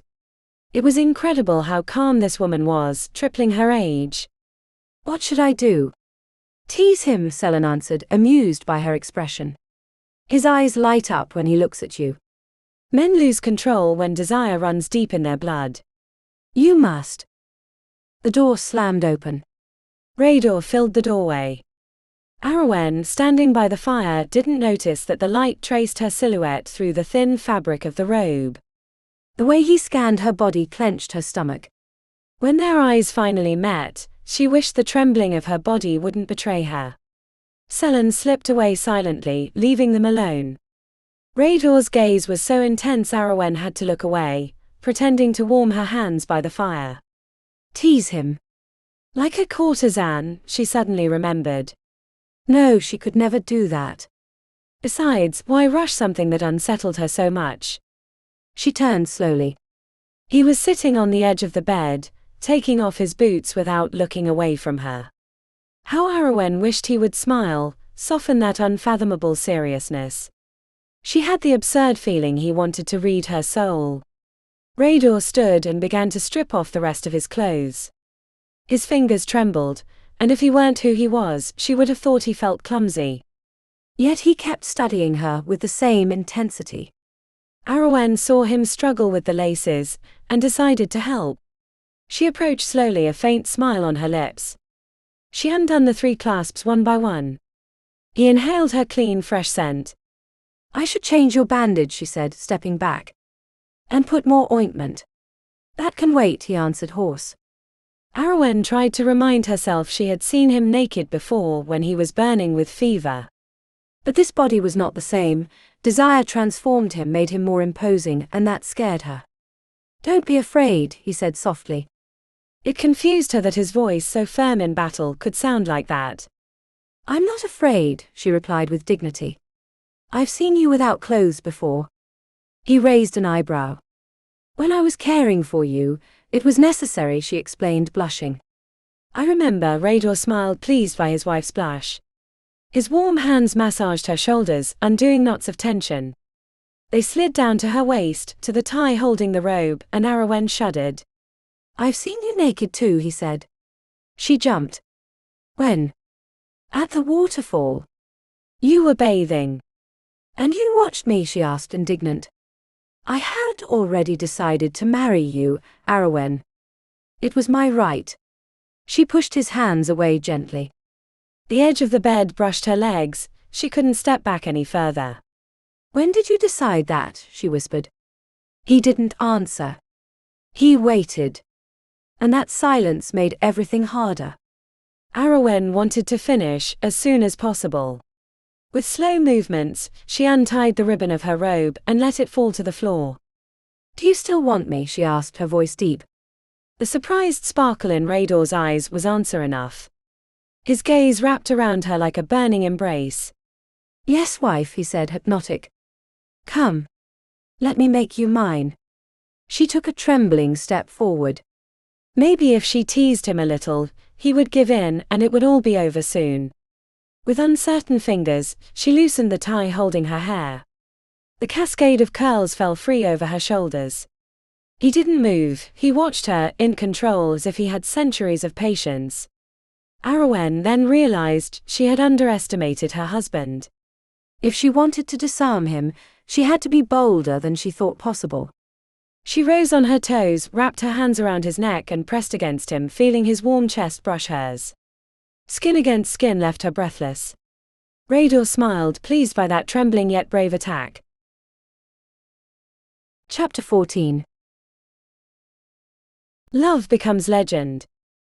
Rhaedor took her in his arms with a gentleness that belied the strength of his body, and laid her down on the bed. Before Ariwynn could move away to give him space, he leaned over her, wrapping her in his warmth. His presence surrounded her like a mantle of tempered iron. Ariwynn closed her eyes, overwhelmed by the whirlwind of new sensations, the scent of forest and steel he carried, the firmness of his arms, the way his body seemed to seek hers as if it had remembered it forever. She tensed, fearing pain and the unknown. "I'm ready," she barely whispered. Rhaedor laughed softly. "I'm not," he whispered, and the surprise made her open her eyes. In his gaze there was no rush, only an unexpected tenderness that unsettled her more than any passion. "Let's finish quickly, husband," she begged, trembling. "That's not how I want to have you," he replied calmly. Their fingers intertwined, and Rhaedor kissed her slowly, as if wanting to teach her that nothing would be forced. The kiss, warm and deep, dissolved Ariwynn's fears. She responded shyly at first, then with growing desire, feeling the world shrink to the touch of their lips. Rhaedor moved gently, brushing her skin with an almost reverent care. Ariwynn gasped when he found the path to her neck, her shoulders, the delicate curve of her chest. Her body, fearful moments before, began to recognize him, to seek him out. "I don't know what to do," she whispered, overwhelmed. "Nothing is forbidden between us," he said, guiding her hand to his neck, inviting her to trust.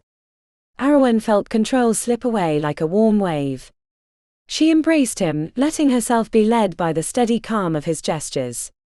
Every touch was new, every shiver, a small mystery unfolding between them. When he looked at her again, his voice was a hoarse thread. "I desire you more than I can say." She nodded, and in that surrender he found permission. Rhaedor took her gently, holding back the violence of his own desire. Despite the initial pain, Ariwynn clung to him, guided by his breathing, his patience, by how he held her so she wouldn't get lost in fear. Little by little, the pain gave way to a warm wave that swept through her whole body. Ariwynn wrapped her legs around Rhaedor, and he drew her closer, moving at the slow, careful rhythm her body asked for. The storm came for them both, brief and bright like lightning. Ariwynn felt her soul break into light, and she heard the name he tore from the air. When she fell onto the bed, exhausted, Rhaedor stayed over her, holding her close to his chest. She opened her eyes and saw him smile, still shaken. A tear slipped down her cheek unnoticed, and he wiped it away with an unexpectedly gentle gesture. Then Rhaedor rolled to her side, and she instinctively sought his warmth. He covered her with the blankets, pulling her under his arm. As sleep began to claim her, she heard his voice, low and sure, "You are mine." Ariwynn rested her forehead against his neck. "Yes, husband." "I am yours." She paused, soft as a challenge. "And you are mine." Ariwynn waited in silence, expecting her husband's answer. For her impatient nature, that moment felt eternal. Rhaedor said nothing, his slow deep breathing revealed he had fallen asleep. And when he began to snore, her irritation bordered on exasperation. But Ariwynn was not willing to give in. He had claimed her promise and she wanted his in return just as firmly. She leaned close to his ear and almost in a whisper that was also a challenge said, "And you are mine, Rhaedor."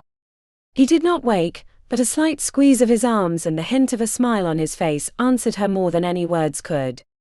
For Ariwynn that was enough. The promise was sealed, like a silent spell between two souls newly joined. Satisfied, husband and wife surrendered to sleep, wrapped in the distant murmur of the night wind that struck the castle walls, as if it too blessed the alliance born of shadow and desire. Voice in dreams, let me believe I am worthy, worthy of love, worthy of the peace I long for, worthy of a future that does not smell of ash. Make me no longer repeat that I am not enough, that I cannot hold a home, that happiness was not made for me. Grant me the humility to accept my goodness, and the courage to never doubt it. Chapter 15. Dawn over a wounded kingdom. Ariwynn woke to the sound of men working in the courtyard. For a moment before the memories returned, she thought she heard her father's voice giving orders, and saw in her mind Tormund, her little brother, copying him with his hands clasped behind his back. Roderick's groan from the stable shattered the illusion. She opened her eyes. Nothing would ever be the same again, but that morning, surprisingly bright, the future no longer seemed like an abyss. Maybe she thought she could have both, a tomorrow and justice. She turned toward the space left by Rhaedor. The linen was cold, he had been awake for some time. She was grateful for the solitude. For the first time since the siege she could stop and feel. Her body ached from the night before, and a blush flooded her at the thought of her husband. It still felt strange to think of him that way. Rhaedor, so stern, had shown unexpected tenderness. A gentle warrior, yet another contradiction in a man full of secrets. How many more remained to be discovered? Maybe after all, being married to him wouldn't be so hard. Her parents would have approved the union. But what mattered most was Tormund. "We are no longer alone, little brother," she whispered. She slid out of bed and knelt on the cold stone. She prayed as her mother had taught her, in Latin, and added a pater noster for her family's souls.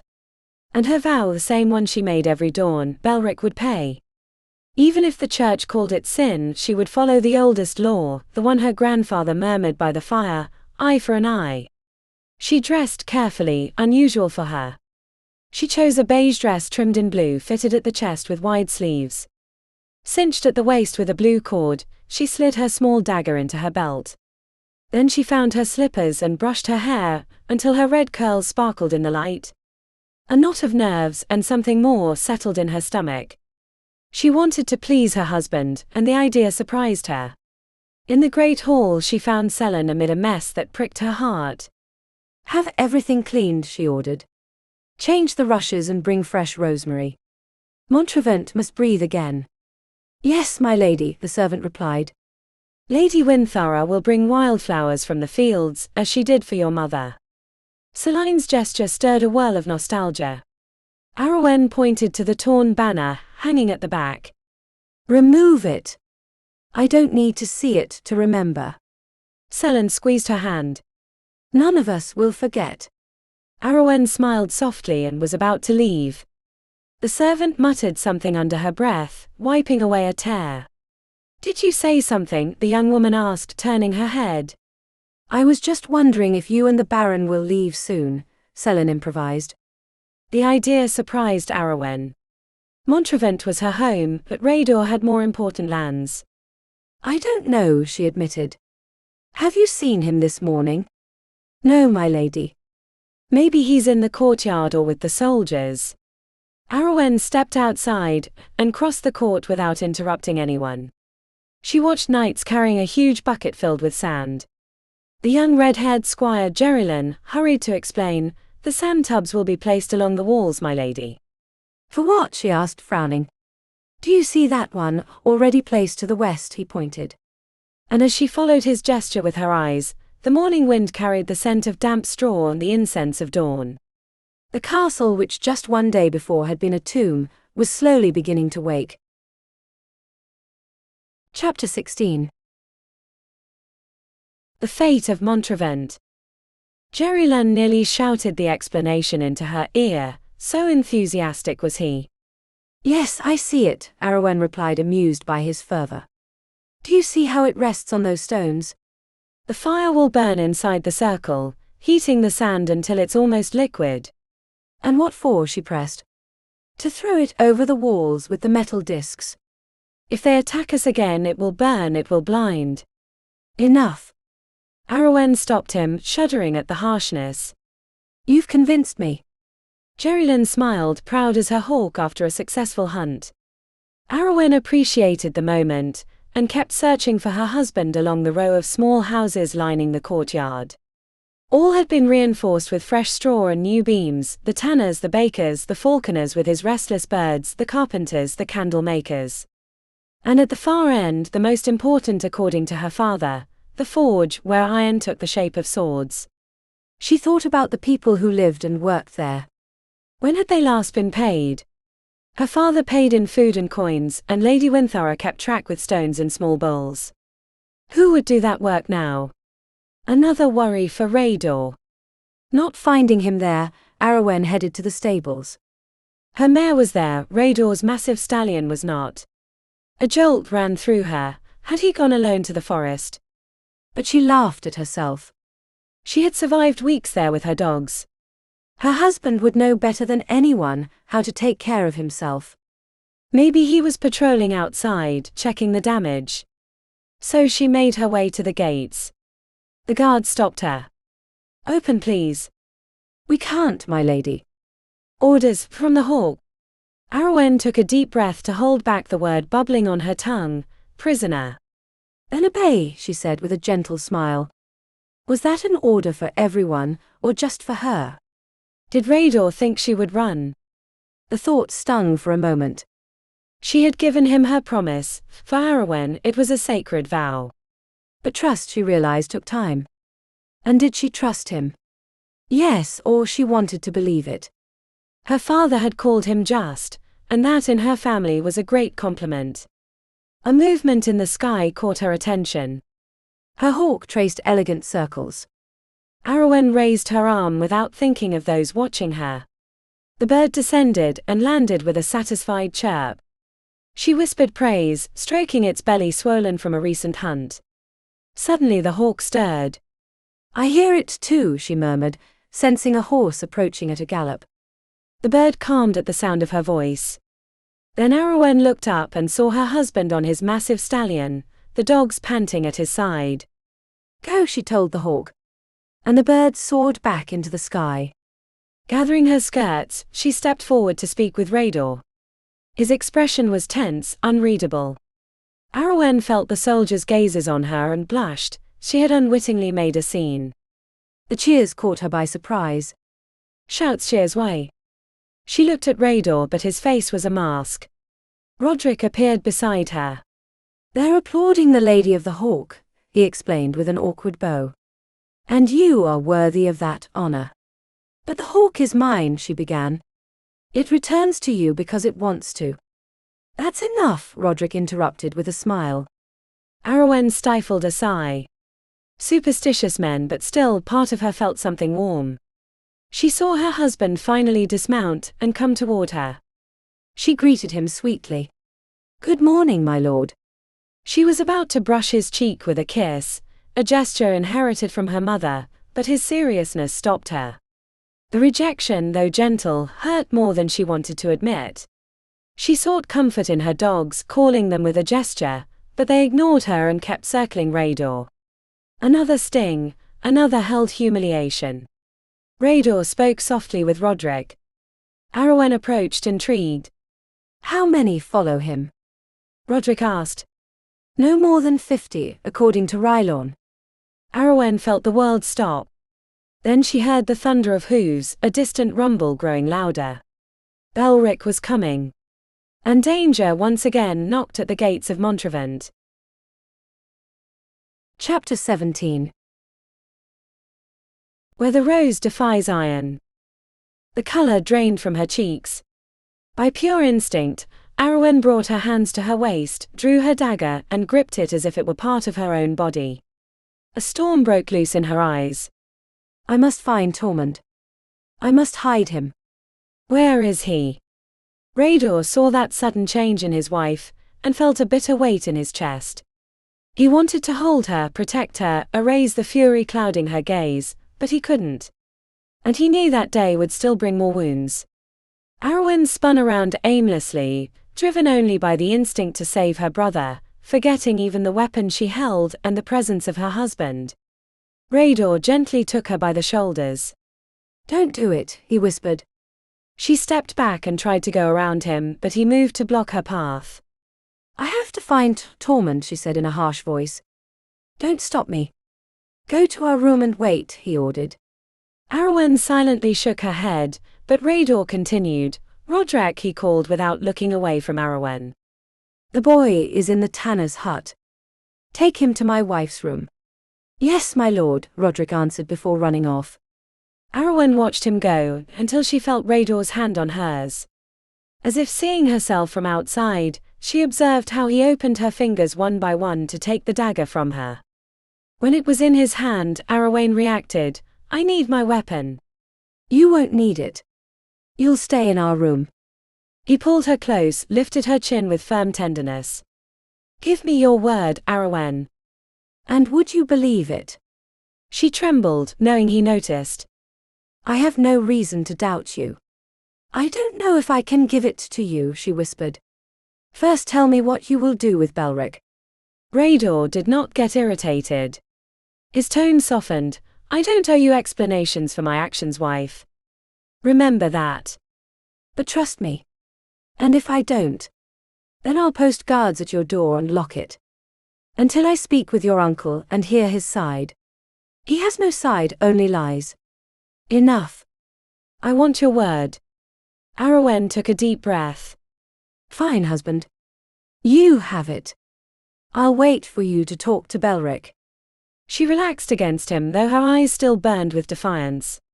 But listen to me, husband, I trust you on this, but if you don't face him as you should, I will. Ariwynn. Rhaedor raised his voice, and she shuddered, remembering her place. Don't threaten me.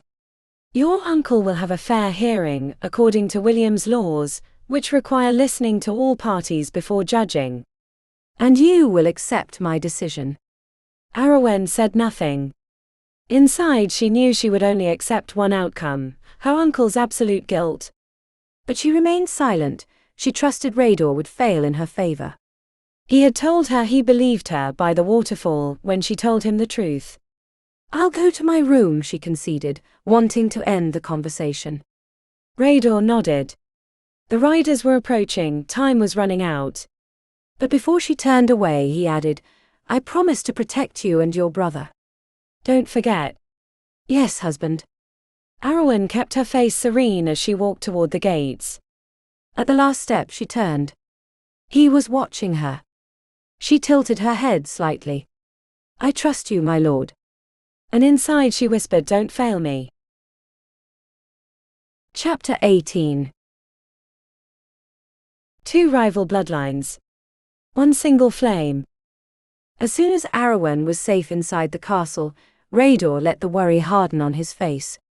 He ordered the guards on the walls to double their watch, and forbade anyone to enter except Belric. Only when he saw Roderick carrying little Tormund toward the fortress, hoisted under his arm like a sack of grain, did he allow the soldiers to disperse. Then he headed to the great hall, intercepted by his young squire Gerylin. Stay outside with the men, Rhaedor ordered. I want to stay with you, my lord. To protect you. Roderick let out a growl that was enough to make him lower his head. But the boy insisted, with the tender stubbornness of his 12 years. Today you will guard the walls, Rhaedor decided. Watch. Listen. Learn. I won't give you another chance to become a knight. Gerylin accepted, hurt, and disappeared upstairs. Roderick and Rhaedor entered the hall together. That boy talks too much, Roderick murmured. And feels too deeply, but he's loyal, Rhaedor replied thoughtfully. Maybe you should train him. Roderick snorted, defeated. If you order it, I will. I'm not ordering. Just think about it.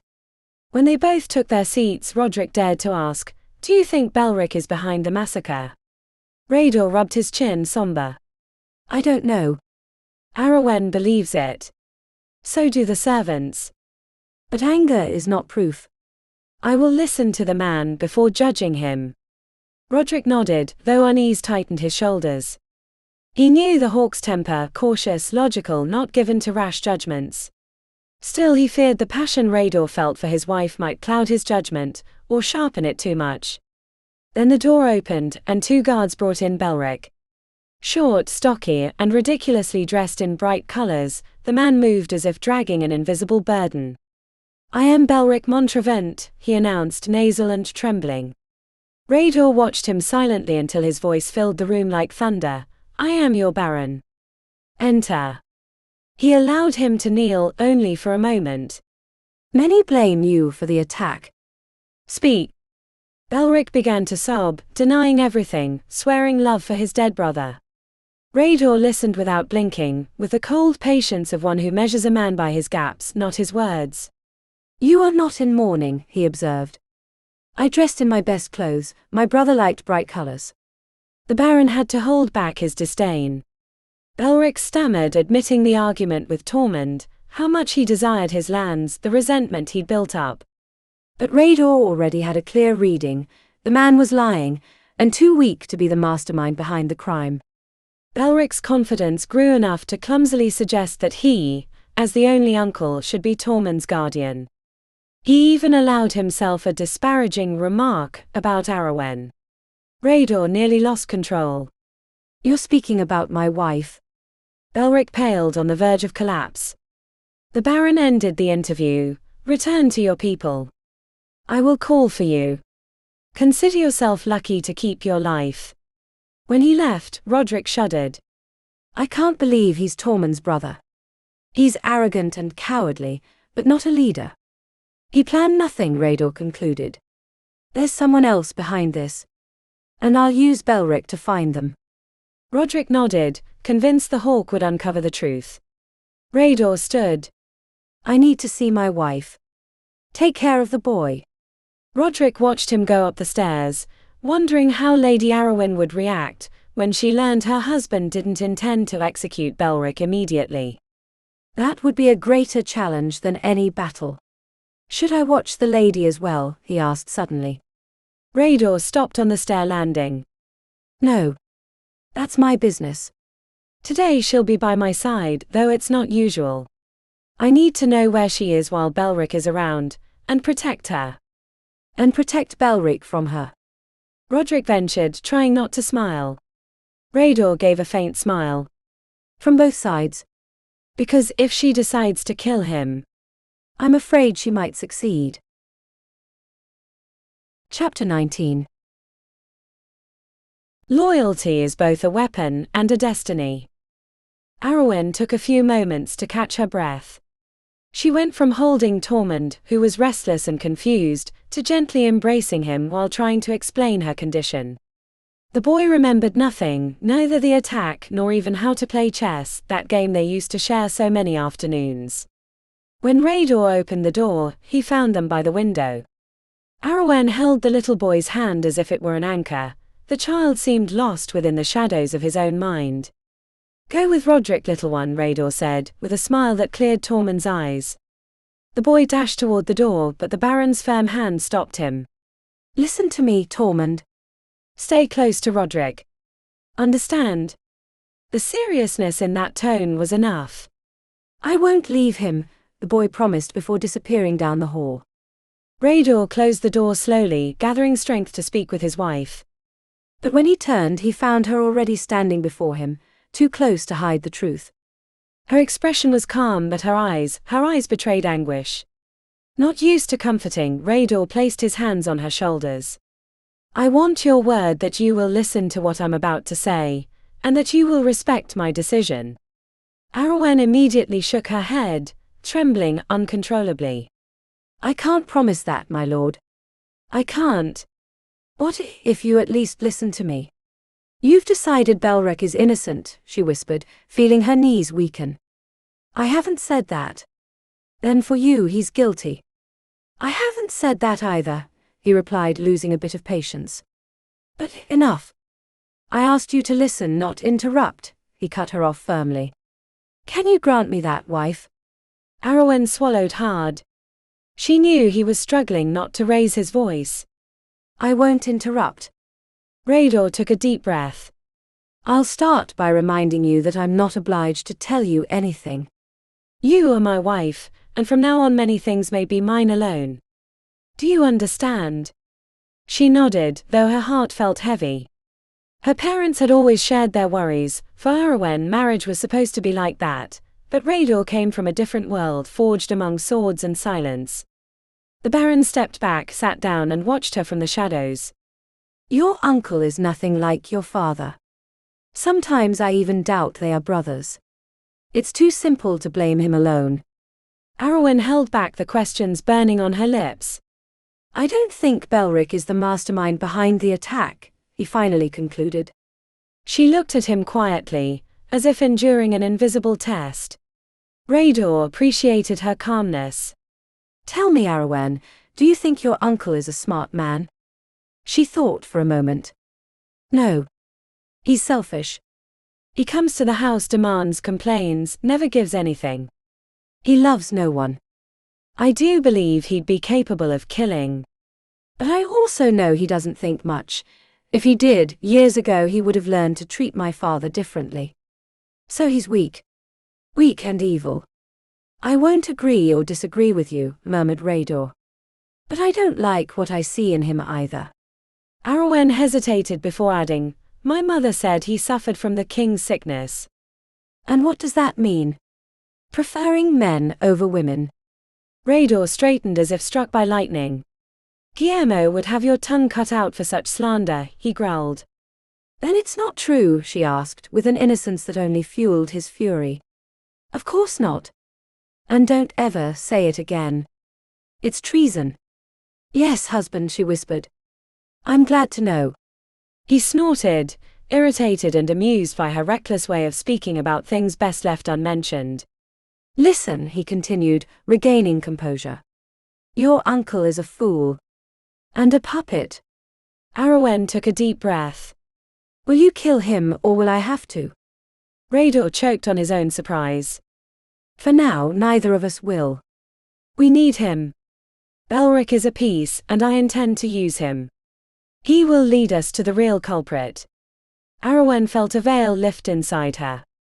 She had always known deep down that her hatred for her uncle wasn't enough to explain the tragedy. Who else is involved? She finally asked. There's another. And I won't name them yet. I could be wrong, and there's no turning back in that. You'll have to trust me. She remained silent, expectant. Rhaedor took a deep breath, knowing he was about to ask the hardest thing. Tonight I will let Belric's men enter the castle. Ariwynn's eyes widened.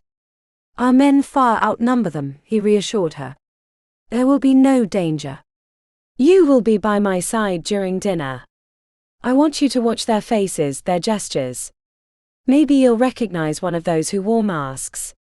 Will Belric share our table? Yes. I want him to believe I consider him innocent. If he feels safe, he'll make a mistake. Ariwynn lowered her gaze. You're asking a lot. Would it be enough to kill Belric, knowing another guilty man would go free? She hesitated to answer. No. I want the whole truth. Then, can you do it? Yes, she said at last, though she wasn't sure she could hold up when the time came. And couldn't we go to his camp ourselves? No. You're safer here. Ariwynn straightened. Her hands trembled, but determination was starting to steady her. I must prepare dinner. There's much to organize. She headed toward the door, overwhelmed by the weight of everything she had to face. Rhaedor's voice stopped her. Come here, Ariwynn, he said, this time with a sweetness that completely disarmed her. Chapter 20. The Saxon moon embraced the Norman sun. Ariwynn obeyed and stepped closer slowly.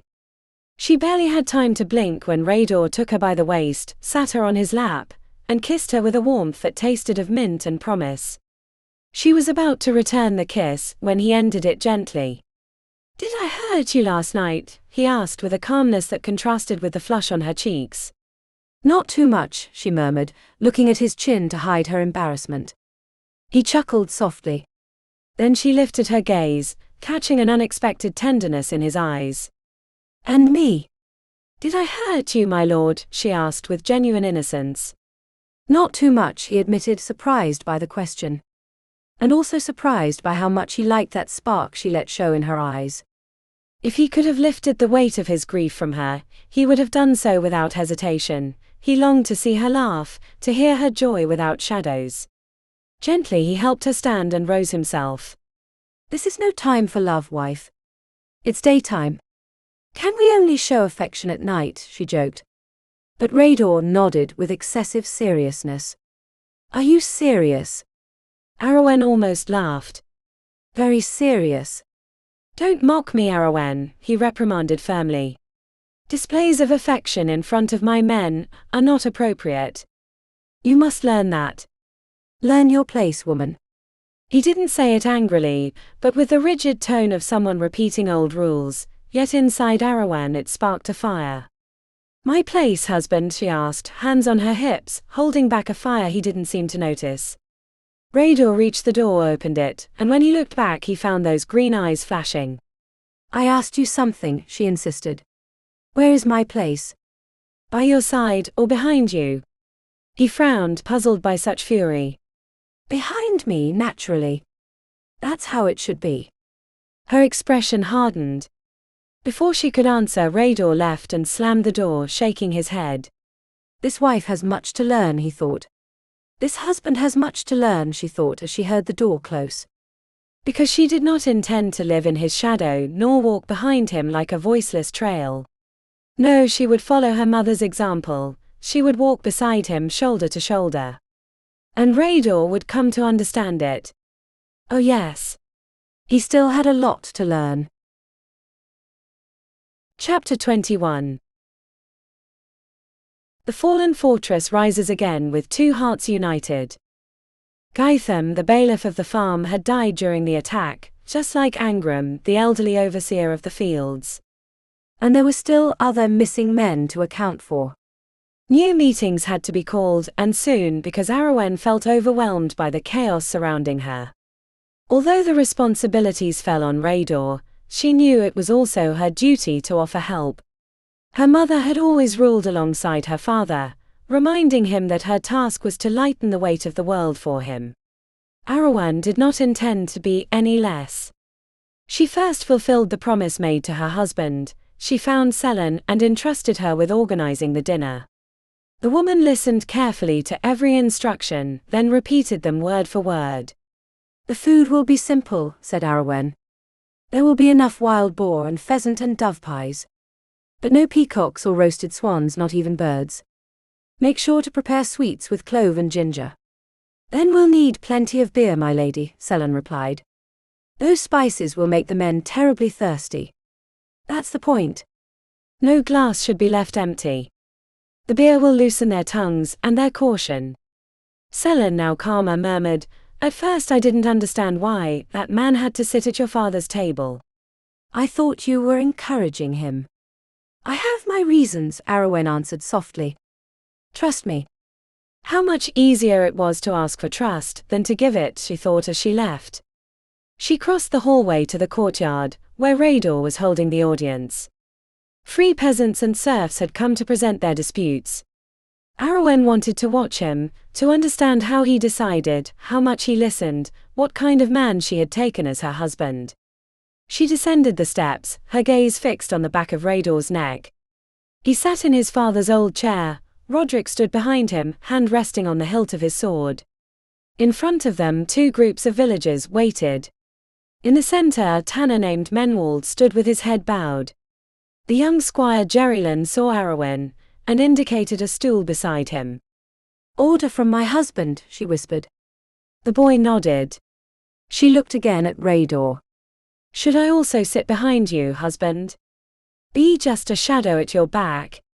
She smiled with quiet determination. "No. I will walk by your side, like my mother beside my father.